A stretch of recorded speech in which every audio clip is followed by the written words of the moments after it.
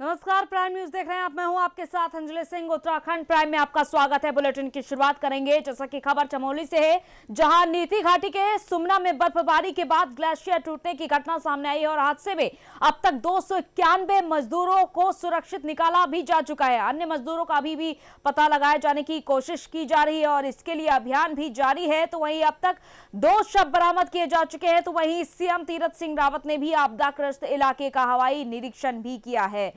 तो आपको ये भी बता दें कि इससे पहले भी ग्लेशियर टूटने की घटना सामने आ चुकी है चमोली में ही, और एक बार फिर से चमोली में ग्लेशियर टूटने से बड़ा हादसा हो गया है, जहां से 291 मजदूरों को बाहर तो निकाला जा चुका है, जिसमें कि एक शव भी बरामद हुआ है और अभी और भी मजदूरों के फंसे होने की आशंका जताई जा रही है।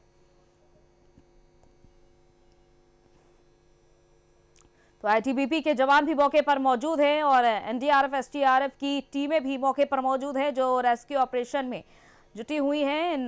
और भी फंसे हुए मजदूरों को बाहर निकाला जा रहा है। लेकिन जैसा कि नीति घाटी के सुमना में ये घटना सामने आई है, एक बार फिर से ग्लेशियर टूटने की, भारतीय सेना आईटीबीपी के जवान मौके पर मौजूद हैं। रेस्क्यू ऑपरेशन जारी है, लोगों को बचाने का कार्य वहां से किया जा रहा है और तलाश जारी है। फंसे हुए मजदूरों को निकालने के लिए ये पूरी कोशिश देखी जा रही है और ये रेस्क्यू ऑपरेशन जारी है। जैसे हमको जानकारी मिली तो तत्काल मैंने यहाँ जानकारी की डीएम प्रशासन से, सभी से, और साथ में ही रात को गृह मंत्री माननीय अमित शाह जी से भी बातचीत हुई, उनका भी फोन आया और तत्काल हमने एनडीआरएफ और जिला प्रशासन पूरी तरह मुस्तैदी के साथ में तत्काल जुटा और साथ में ही माननीय अमित शाह जी गृह मंत्री जी ने कहा कि जो भी आवश्यकता हो हम तुरंत एक्शन ले रहे हैं और आईटीबीपी बिहार और सभी आदमी को पूरी तरह सचेत किया। तेजी से रेस्क्यू हुआ है और आज सुबह ही मौसम जैसे साफ हुआ तो हम सीधे उस क्षेत्र में होकर के आ रहे हैं। आपके पूरा देखा वहाँ जगह जगह रोडें ध्वस्त हैं, बीआरओ अभी काम पे लगी है, लेकिन उनकी कनेक्टिविटी टूटी हुई है। बर्फ बहुत ज़्यादा गिरी, मुझे लगता है कि पहली बार इतना बर्फ का गिरना ये हमने देखा है। सुमना बॉर्डर में जो देर साय जो ग्लेशियर टूटने की घटना हुई, उसको लेकर के सूबे के मुख्यमंत्री तीरथ सिंह रावत काफी एक्टिव मोड पे नजर आए हैं। आज सुबह ही उनका हेली जो है मलारी में उतरा है और पूरी तरह से वो पूरी घटना पे निगरानी बनाए हुए। अभी जोशीमठ के सेना हेलीपैड से मंत्रणा करते हुए, आईटीबीपी और सेना के अधिकारियों से मंत्रणा करते हुए वो देहरादून के लिए रवाना हुए। बता दें आपको कि जो सुमना बॉर्डर के पास में ग्लेशियर टूटने की घटना हुई थी, उसमें अभी जो बताया जा रहा है कि करीब 291 मजदूरों को बचाया जा चुका है और 2 लोगों की अभी इसमें मौत की पुष्टि हुई है। हालांकि जिला प्रशासन, एनडीआरएफ और एसडीआरएफ जो है मौके पर मौजूद है और एक सेना का ध्रुव हेलीकॉप्टर भी जोशीमठ हेलीपैड पे तैनात है। प्राइम न्यूज के लिए जोशीमठ हेलीपैड से संजय कुमार। और संजय हमारे संवाददाता इस खबर पर जुड़ चुके हैं। संजय, जिस तरीके की एक बार और ये घटना सामने आई है, फिलहाल वहां पर क्या कुछ देखा जा रहा है? 291 मजदूरों को रेस्क्यू किया जा चुका है और कितने मजदूर फंसे होने की आशंका जताई जा रही है?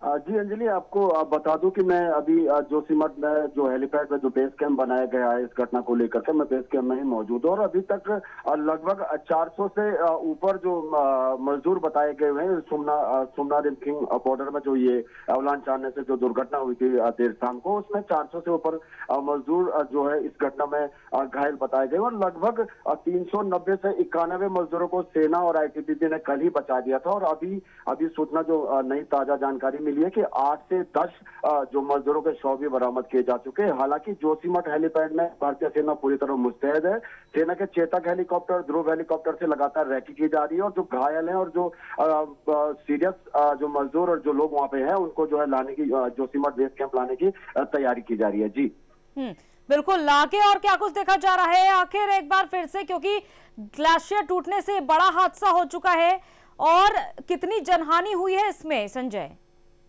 देखिए अंजलि जी, जो मलारी से सुमना बॉर्डर बाड़ा होती है, जो चीन का सबसे नजदीक है, हमारा भारत चीन सीमा पर जो हमारा सबसे नजदीक पोस्ट मानी जाती है, बेहद नजदीक यहाँ से चीन हमारे देश के सीमा को छूता है और बेहद संवेदनशील ये क्षेत्र माना जाता है। हालांकि जो स्थानीय लोग हैं, जो ऋतु प्रवासी लोग हैं, यहाँ पे गाँव की प्रवासी लोग यहाँ पे नहीं रहते हैं, क्योंकि मलारी से आगे प्रतिबंधित क्षेत्र माना जाता है। लेकिन बॉर्डर की सामरिक दृष्टि को देखते हुए यहाँ पे जो बिहारों के जो कम से कम 400 से 500 मजदूर जो भारत चीन सीमा के जो सड़क की व्यवस्था और पुल निर्माण में लगे हुए थे, और अचानक 4 दिनों से जो मौसम खराब हुआ था और पिछले 96 घंटे से उच्च हिमालय में जो बर्फबारी हो रही थी, इसके चलते ही यहाँ पे जो 2 से 4 जगहों पे ये एवलांच आया हुआ है। और इसी के बीच आईटीबीपी और बिहार और सेना के बेस कैंप मौजूद हैं। और गनीमत ये रही कि आईटीबीपी का बेस कैंप जो है यहाँ से 4 किलोमीटर दूर था, नहीं तो कुछ बहुत ही बड़ा हादसा हो सकता था। जी चलिए, बहुत बहुत शुक्रिया संजय तमाम जानकारी के लिए। तो गनीमत की बात यह है, जैसा कि हमारे संवाददाता ने जानकारी दी है, कि आईटीबीपी का कैंप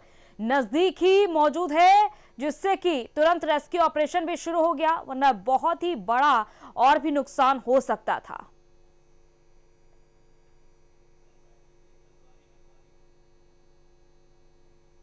और उधर कोरोना संक्रमण के चलते लगातार हालात बिगड़ते जा रहे हैं। इस पर कांग्रेस नेता सुमित हृदयेश ने सरकार पर जमकर निशाना साधा है और कहा है कि कोरोना का दूसरा चरण बेहद ही खतरनाक है, लेकिन ना ही केंद्र सरकार ने इसको गंभीरता से लिया है और ना ही राज्य की बीजेपी सरकार ने। तो वहीं उत्तराखंड में महाकुंभ में भी कोरोना गाइडलाइन को सही से लागू नहीं किया गया, जिसका नतीजा आज हम सब देख सकते हैं।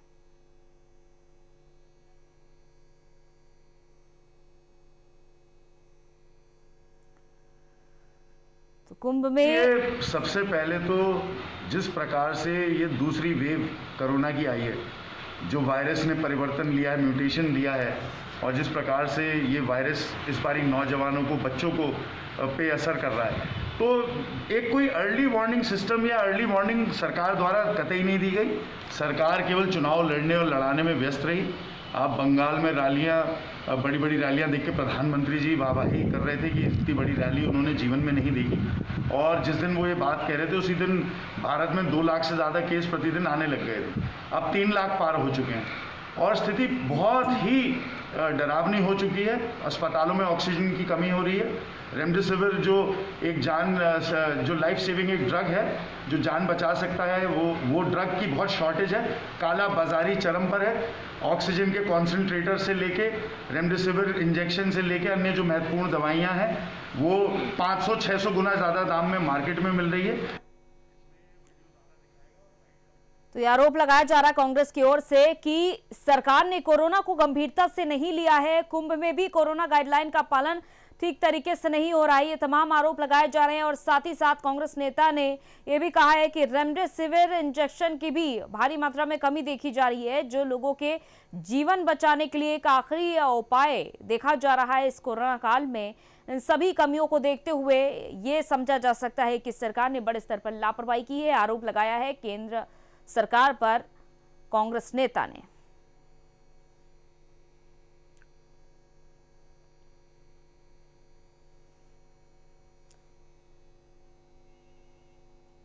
तो सुमित हृदयेश ने ये आरोप लगाया है सरकार पर और ये भी कहा है कि सरकार ने कोरोना को जरा से भी गंभीरता से नहीं लिया है, क्योंकि जिस तरीके से 3 लाख से ज्यादा केसेस सामने आ रहे हैं, ये बहुत ही ज्यादा चिंता का विषय बने हुए हैं। और आखिर इस पर काम क्यों नहीं हो रहा है, ये तमाम बातें कही हैं सुमित हृदयेश ने।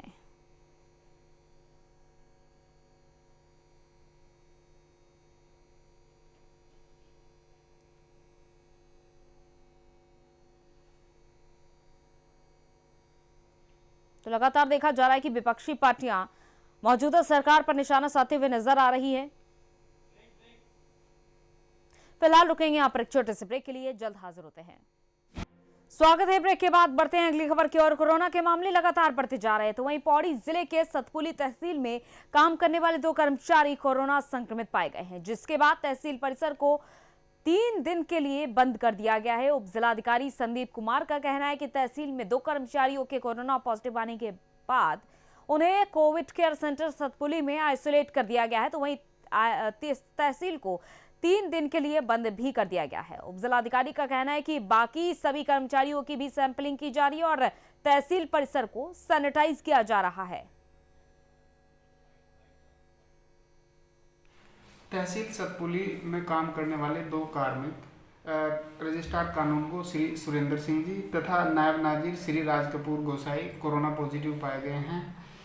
उन दोनों को डीसीसी सतपुली में आइसोलेट किया गया है तथा हमने संपूर्ण तहसील कर्मचारियों की सैंपलिंग करा दी है तथा उनकी कॉन्टैक्ट ट्रेसिंग भी चल रही है। अगले 3 दिनों के लिए तहसील को बंद किया गया है तथा तहसील को सैनिटाइज किया गया है। मेरी जनता से यही अपील है कि वो कृपया मास्क का प्रयोग करें, हाथों को सैनिटाइज करें तथा 2 और उधर कालाढूंगी के राजकीय बालिका इंटर कॉलेज कोटाबाग में 13 छात्राओं समेत 15 लोग कोरोना पॉजिटिव पाए गए हैं और इसके बाद से इलाके में हड़कंप मच गया। बता दें कि कुछ दिन पहले 4 टीचर्स की कोरोना रिपोर्ट पॉजिटिव आई थी, जिसके बाद सामुदायिक स्वास्थ्य केंद्र की टीम ने कॉलेज के 162 छात्राओं और टीचर्स के सैंपल लिए थे, जिसकी रिपोर्ट आने के बाद 13 छात्राओं और 2 टीचर्स की रिपोर्ट पॉजिटिव आई है। सभी संक्रमितों को होम आइसोलेट कर दिया गया है।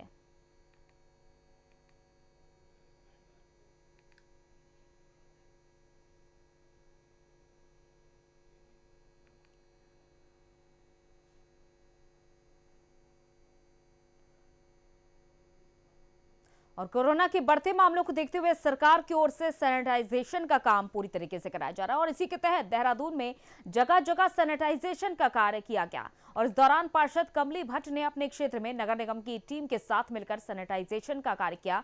सभी घरों और गाड़ियों को सैनिटाइज किया गया।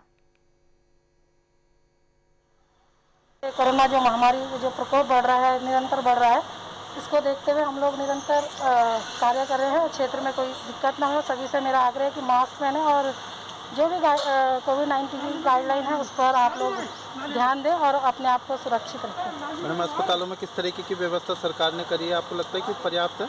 सरकार तो युद्ध स्तर पर काम कर ही रही है, लेकिन जो ये प्रकोप बढ़ रहा है और इसके देखते हुए सभी काम कर रहे हैं और मतलब व्यवस्थाएँ तो थोड़ा सा कम है ही, लेकिन अब जब जैसे आर्मी हॉस्पिटल में बढ़ा दिया गया है और कई चीज़ें सरकार अपनी तरफ से पूरे युद्ध स्तर पर काम कर रही है। उधर चमोली के ऊंचाई वाले इलाकों में लगातार बर्फबारी होती रहती है। जिले में 96 घंटे तक लगातार बर्फबारी होती रहती है, जो कि अब तक जाकर थमी है। बर्फबारी रुकने से निचले इलाकों में मौसम काफी ज्यादा साफ हो गया है और बद्रीनाथ में इस महीने रिकॉर्ड तोड़ हिमपात हुई है। तो बद्रीनाथ मंदिर बर्फ की सफेद चादर से ढका हुआ है। उधर चमोली में बढ़ते कोरोना मामलों के चलते बैंकों में सोशल डिस्टेंसिंग और मास्क न पहनने वालों के खिलाफ अभियान चलाया गया। बता दें कि रोजाना बैंकों में सोशल डिस्टेंसिंग की धज्जियां उड़ाई जा रही थी और लोगों की सुबह से ही लंबी लाइन लग जाती थी। वहीं पुलिस चौकी इंचार्ज विनोद चौरसिया के नेतृत्व में चलाए जा रहे अभियान के तहत बैंक के बाहर लगी भीड़ और बिना मास्क लगाए घूम रहे लोगों के चालान किए गए। तो वहीं मोटर वाहन एक्ट में भी चालान किए गए।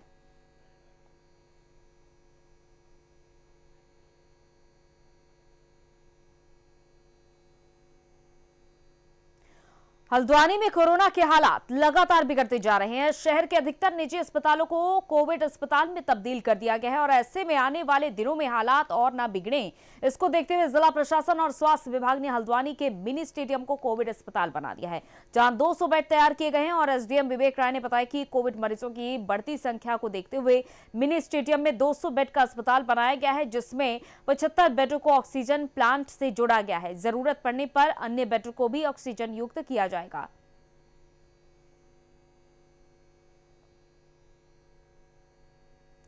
टिहरी में एकता मंच की ओर से पेशावर कांड दिवस के मौके पर पूर्व सैनिकों का सम्मान किया गया। इस मौके पर मंच के कार्यकर्ताओं ने रोजगार समेत जिले के कई मुद्दों पर संघर्ष जारी रखने का संकल्प लिया है। तो वहीं एकता मंच और कांग्रेस नेता आकाश कृशाली एवं नगर पालिका अध्यक्ष सीमा कृशाली ने पूर्व सैनिकों को शॉल ओढ़ाकर सम्मानित किया। इस मौके पर पालिका परिसर में स्थापित गांधी जी की मूर्ति पर माल्यार्पण भी किया गया। इस दौरान एकता मंच संयोजक और कांग्रेस नेता आकाश कृशाली ने बताया कि इस कार्यक्रम में तेवाड़ गांव में बड़े पैमाने पर यह कार्यक्रम होना था, लेकिन कोरोना काल को देखते हुए इसे पालिका हॉल में ही करना पड़ा। इसी के साथ उत्तराखंड की खबरों में इतना ही। इजाजत दीजिए। नमस्कार।